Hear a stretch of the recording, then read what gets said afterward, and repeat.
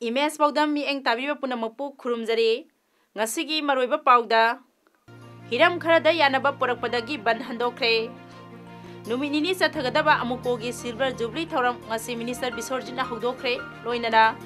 Biennial Wemsa Sports Meet 2018 ngasidagi hokre hauzik mapungoiba pawmuk lobirasi ngasi February gi tang 12 lisingani 19 gi ayupung 6 tagi hayengi ahing nungyai phawba chathagani haina tawramba MOU signatory group na kaukiba ban additional chief secretary Dr. J. Suresh Babu ga MOU sign tawna khraba lupsinga ngasi numiyungwa matung pung 32 makhairom tabada unaduna wari sanarba matung hiram kharada yanaba porakpadagi khudakta ban handokre ngasi additional chief secretary Dr. J. Suresh Babu gi office chamber da phongkiba mifamda MOU signatory kangluk ki demand singi maraktagi maroiba demand kharaga chief minister ga wari sanaraga athuba da thabak oina paikhatlagani haibagi chet pathajaba pirakpadagi ban withdraw tawbani hairi adubu ngasi wari sanadringai dadi ban asi chathaki ban manungda interstate jauna intervillage gi passenger puba gari sing sen khide dukan sing thong lonakhi kaithel kana khide lainga ke loisang singda karmasari sing karakpagi sang yamna hanthaki ban asina kaksing amadi masigi akoibada tariba khul singi mahusagi punsida sauna kaiba pikre kaksing kaithel kana khide dukan sing thong lonaki amadi gari chena khidre Tramathoi suba Manipur Legislative Assembly gi ngasi taret ni sanba numit mari suba ngasi phongkiba session da homna amat oina yanaduna demand manga gi lupa crore lising ani samli humbudra humdoi lakh yankhai humdoi lising humpu humdoi gi senfam pass tawkre demand manga adudi animal husbandry and veterinary including dairy farming gi lupa crore cha matara mari lakh mari phumapal lising ni phunitoi community and rural development ki lupa crore lising ama Chatet marifumapan lupa lakh crore lising ama chatet marifutaret lakh humputra taret lising yankai humdoi planning gi lupa crore sambi nipunithoi lakh maifuda nipa lising humpunipan State Academic of Training gi lupa crore nipa lakh marifu humdoi lising marifu amasung minorities and other backward classes and scheduled caste department ki lupa crore chama kunmathoi lakh mari lising kunthra mari ni ngasi assembly gi khana nainabagi session da house ki leader oiba chief minister and biren singh na haikibada sarkar asina khwaidagi lairaba mioi singda benefit phanghananabagi scheme singda target thamduna human oriented oiba scheme sing paikhatli anoba sarkar asina state asida khudingmak chawkhat minanaba maximum transparency laina thabak tawnanaba lepli sarkar asina state asida paikhaliba tongan tongan ba chawkhat thorangi project sing miyamna review tawba yahananaba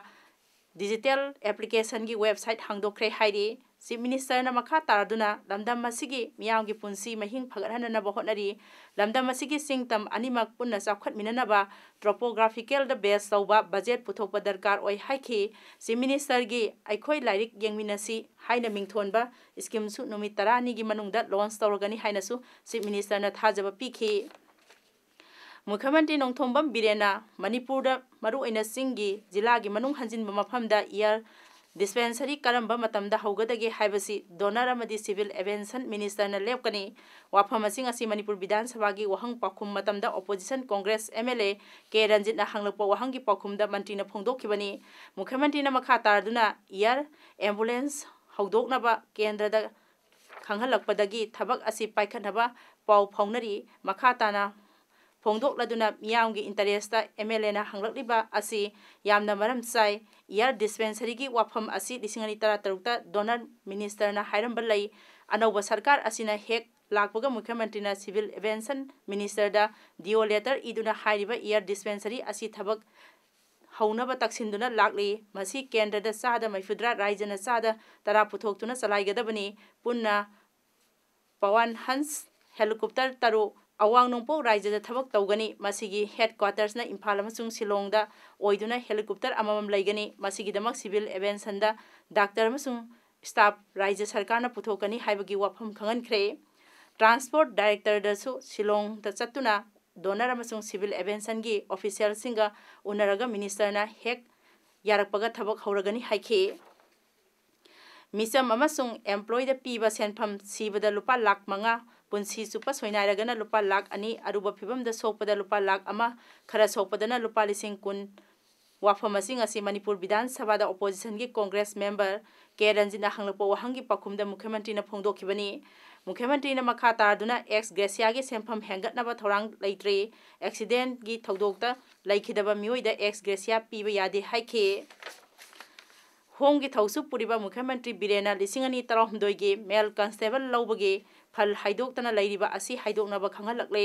चलिबा मार्च था मनुंगदा Manipur high कोर्टना हाइदोकनबा Manipur सरकार दा खंगलकपनी वाफम असी मणिपुर विधान सभा की वहंग पाहुंग पाखुम मतमदा कांग्रेस की MLA चातोलियन आमोना हंगलकपा वहंग मुख्यमंत्री ने फोंदोखिबनी मुख्यमंत्री ने मखा तारदुना बंगाई रेंज सब डिवीजन की पाटपुई हामुदा पुलिस आउटपोस्ट अमा लिंगनबगी मतंगदा फोंदोखिबदा 2013 की मेन कांस्टेबल की फल लौथोक्रे ट्रेनिंग हौरे 2013 की फलसु हाई कोर्ट की हुकुम लेबना हाइदोकलगनी मखोइदा था 6-7 की ट्रेनिंग पीगदब लेबना मेन पावर वालिबा असी लेरगदी सोइदना पुलिस आउटपोस्ट हांगनब तौगनी मणिपुर की बॉर्डर एरिया सिंगदा पुलिस ना ngak सेनबगी थबक कन्न चथरी हंदक जिरी की बराक तुरेलदा यामलब वा मयाम पुथोकनब होटनरंबगी फाखिब लेरे हाइनसु मुख्यमंत्री ने सभादा फोंदोखे राज्य की महुत मिनिस्टर थौनाउजम श्यामकुमार ने हाइख्रे राज्य सिदा स्ट्रीट वेंडर एक्ट 2013 चटननबा सरकार की थौरांग लई अदुबो लोकल वेंडर सिंग असी सरकार की मखादा लेतबना town binding committee report submit तौरकलगा एक असी चटननबा थौरांग लई वाफम असी मणिपुर विधान सभा की वहंग पाहुम मतमदा कांग्रेस की ओ हेनरीना हंगलप वहंग की पाखुमदा महुत मंत्री ने फोंदोखिबनी मंत्री ने मखा तारदुना एक असी 2013 मणिपुर गैजेट फोंख्रे अतोपा टाउन खरदी स्ट्रीट वेंडर एक्ट चटनबा हौखिबा लेरे लिंखिबसिंग थौबाल नंबोल अमसुंग अंड्रोदगी हौख्रे कमिटीना सरकारदा मखोइगी चे चांगसिंग सबमिट तौरलबा मतुंगदा एक असी चटननबा थौरांग तौगनी हाइना मंत्रीना सभादा फोंदोखे अमुको लिंखटखिबगी सही 15 सुरकपगी नुमित इनी सुपना पांथोकदबा सिल्वर जुबली थौरम असीदगी पैलेस कंपाउंड लेबा Manipur state film development society दा वर्क्स मिनिस्टर टीएच बिसोरजिना थोइबा अतिथि ओइदना हौदोख्रे थौरंगी मांगोइनना क्वाकैथेल दा लेबा अमुकोगी ऑफिस ता अमुकोगी प्रेसिडेंट पीएच देवाना अमुकोगी फिराल सिंखटखिबगा लोइनना कांगलुप नाइबा वाखलोल की मायोक्ता इबा प्ले कार्ड अमा माइखुम हांगदोखिबगा लोइनना अमुकोगी वेबसाइट अमसु हांगदोखि थौरंगी अथोइबा अतिथि बिसोरजिना फोंदोखिबदा मियोइबा हाइबसि सब मानै कनाना अहलनो कनाना अंगांगनो अखोइ लोइना सिगदबनी चाउखटपगी माइकैदा चंगसिनसि हारबदी मानना चंगसिनबा मथौ ताइ हाइखे मणिपुरदा मयाम पुनमगना पुनमिनबदगी हुजिसि तोंगानबा अखोगी पीस की मते अमदि लेरब्रा हाइना खि तो मसी पुनमगसिंजे अखोइना ngasi ma peace lai hena to thokpa matam da amu hanna ki manipur any kind of the post incident je thorok ya bi port ama lai bini da masi maka ta na ko ki bona bina ba ai tarap ta ki su ai kare encouragement tawjari to ba lo na to an ko pur play ba marak ta ko ki lai ma to an marak ta ko ki wahai ha bi si yam lui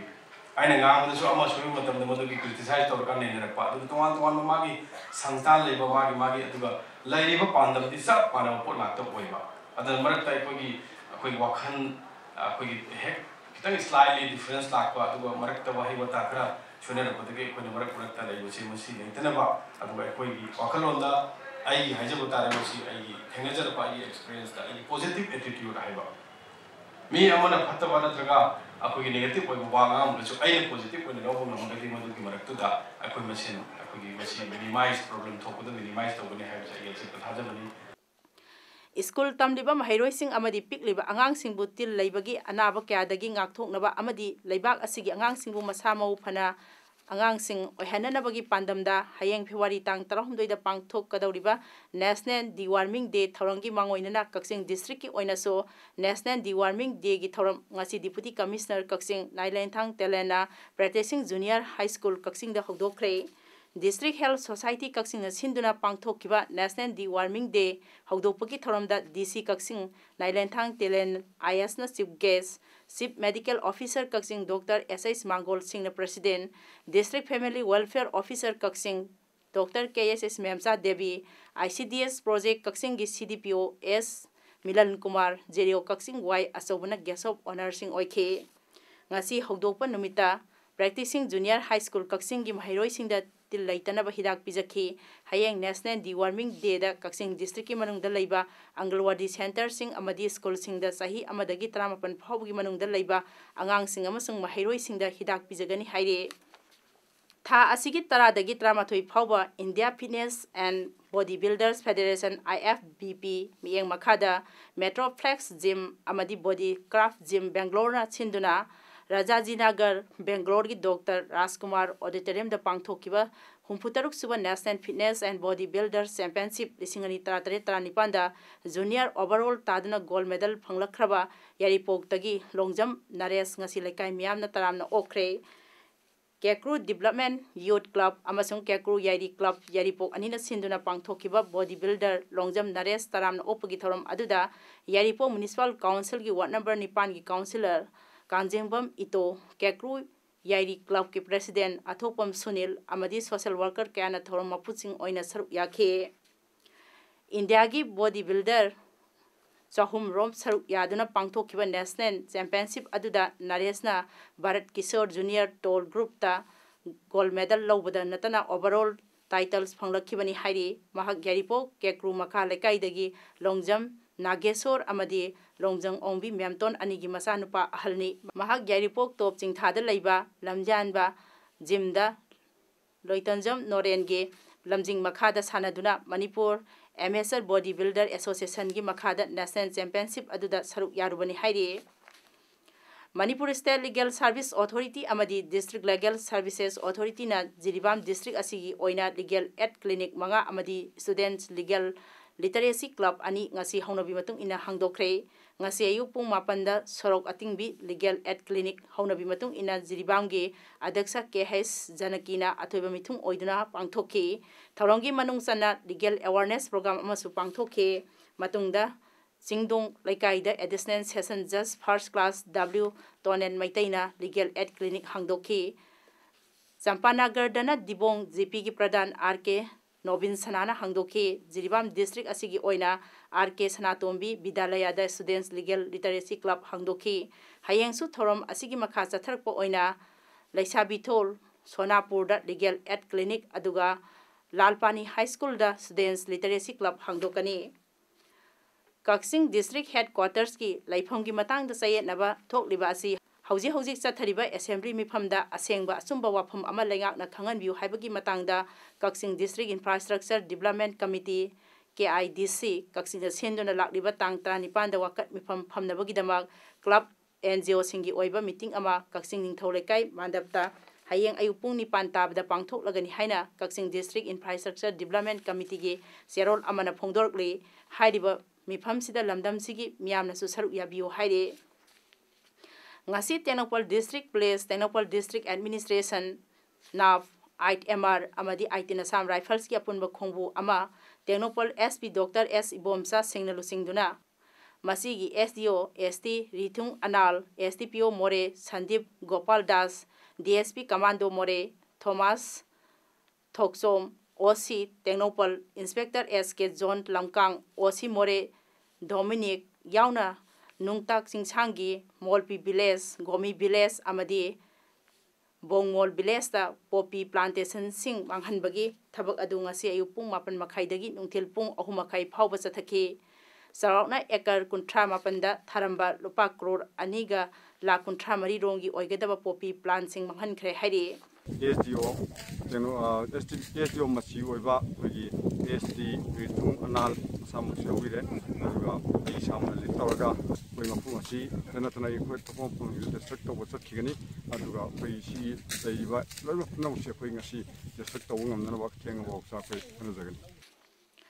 Haukiba February gi tang manga taruk ani gi lonaba nongalamdai charakna ayupung mari dagi manga phawbugi manungda Elite Children's Home da laiba Victory High School Kaksing da class 9 tamli binupi masa ama mafam khangdana mangkhibadagi ngasi phawba mari makhong khangdana laire adubo Police Department imung manung School Authority hupna thibada nupi masa asi MD Nasir Elise Tarif Saikulumdoi apopa laikidraba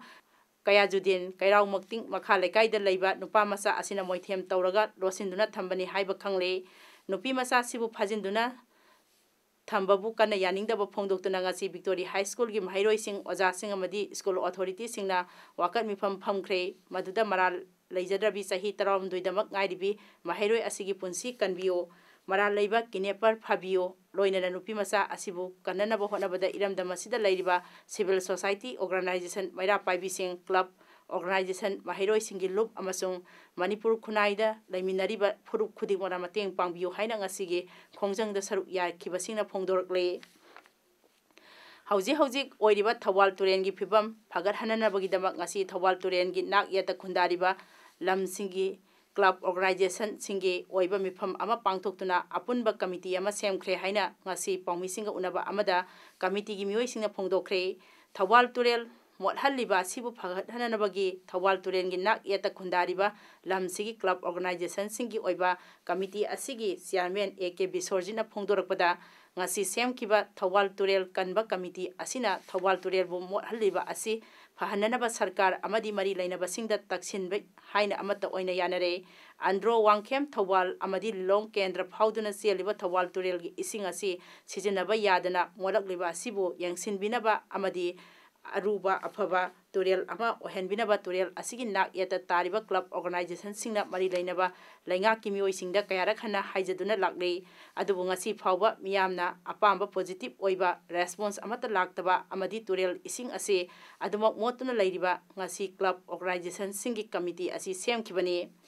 Committee Asina Miamga Loinana Hayengdagi Hoduna Turel Asina Hauduna Zieliba Mafam Singda Democratic Oiba Khongjang Kaya Lakliba Tha Asigi Tarataru Phauba Sangsilagani Masi Phaubada Mari Lainaba Singna Turel Asida Mieng Sangbigani Haibagi Thajaba Pibidrabadi Thangnaba Numitagi Akanba Khongjang Kaya Miamga Loinana Sangsilagani Haike Aduna Ekoi Thawal Turen si Hen Mosalakpagi Phimam Malakpasida Thawal Turen gi Marinda Tariba Yari Poktagina Thaudam Phauda Leiriba Club Organization Mayam Sing Khoi ngasi punsan jaraga Ekoi Mayam gi Khongjang Changchanabagi damakta ekoi committee ama semjare ngasi committee asina laujariba phepti ngasi dagi tangtara ga taruk phogi manungda ekoi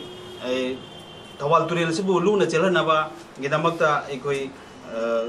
democratic oiba khongjang changchanaba lepjare madugi tangtara taruk phogi manungda ekoi na karigumba sarkar gi natragna mari leinaba authority dagi chapchaba response phangdragadi ek thangnaba tangtara ga 3 February tangtara tesidagi ekoi Makan Makhagi akan Bukungan Junction Jaragani Hainang Asigi Committee Sina Wari Logere. Kendagi Home Affairs State Minister Kiren Rijejuna Haikre Northeast India gi Militant gi Anova Surrendery Scheme Sahi Asigi April dagi Sanaragani Masida Makoi gi Stipend Amadi FD Allowance Hengalagani Wapamasi Mahangna Parliament Phongdokibani Mantrina Makha Taraduna Makoi gi Damak Stipend Tha Kuntrani Thoigi Oina Lupa Lising Taruk Taro Kudakta Grant Oina Lupa Lak Mari Makoigi Mingda Fixed Deposit Oina Sahi Ahungi Thongani Haike Wapamasi Mahagna Raija Sabada Phongdok Kibani Mamangda Stipend Asi Tha Amada Lupa Lising Ahum Sanga Oirambani Grantna Lupa Lak Ama Dasmik Manga Bank da Thamlambadagi Senfam Asi April dagi Hengat Kadabani Haike Masi Northeast India gi Afaba Pauni Haike New Delhi gi damak Prime Minister Narendra Modi ngasi Oman gi Muscat thadokre madugi mamang da Prime Minister Modi na region adu da khwaidagi kuiraba mandir singi manungda ama odiba Siva Temple da satuna khurumke miyamna Modi haina lauduna taramna oke Grand Cabus Mosque da so Prime Minister Modi na chatke mahput taramna opi bagi damak Oman gi Sultan amasong miyambu Prime Minister Modi na tobimal Khangbo Utke, Oman gi CEO Singh amasung cabinet members Singaso Prime Minister Modi na wari sanake. Srinagar gi Karan Nagar da AK-47 paiba terrorist anina CRPF camp ta landakre. Terrorist ani adu khudakta thadok tuna sen ke hairi thaudok adu ngasi nongalamdai pung mari makhai tabda thokibani makoi buthiba humbagi thabak sathake. Sopana maram oiduna CRPF jawan ama sahid oikre hairi. Sanabagi Pauda Western Marine Sports Association Wemsana Sinduna Renal Wemsa Sports Meet 2018 ngasi Tenopal District ki manung sana laiba Kawarok Marine Playground da hodokre 2018 ngasi Tenopal District ki manung sana laiba Kawarok Marine Playground da hodokre Development through sports haiba thimda ngasidagi hoduna tha asigi tang 38 phawba chathagadoriba sports meet asigi ngasi hodopagi thoramda 5th Sarangpat Jila Parisad member PH Seramanina Athoiba Mithunglen Laurembang Gram Panchayat Pradhan nominee KH Sana Khombana Thoromapu amadi social worker ke Bobina Akhanaba Mithunglen oina saru yake men's football men's and women's volleyball amadi men's sepak takraw masanada chathagadoriba Wemsa Sports Meet asida Tengopal District ki Western side khundariba tongan ba khul 15 gi sanaroi singa saru yari Sports Meet asigi ngasi hodopagi thoramda KKYC Koijam amadi LKUWYC Kangsang team anina opening match sanaki Youth Development Association Kairak Maning Laikai na Sinduna YDA ge ground da pangthok liba 16 round open 5 man soccer football tournament 2018 ging asi sanakiba quarter final match animak draw chatkre ngasi sanakiba ahanba ground da YDA Kairak A amadi SWA mayang Imphal anina sanakiba da apiba matamda panjal amata chanaba ngamdana draw chatkre aduga anisuba ground dana Waileda Wabagai amadi SMC Sapamna Sanabadana Panjal Amamam Sanaduna draw oikibani Hauzik Aroibada Maroiba Pau Amuhana Hiram Karada Yanaba Porakpadagi Bandhandokre Numinini Sathagadaba Amukogi Silver Jubilee Thoram Ngasi Minister Bisorjina Hodokre Loinana Binial Wemsa Sports Meet 2018 Ngasidagi Hokre Ngasigidamakta di Emails Paodam Pijaba Loisinjare Miang Tabiru Punamaku Amukahana Krumjare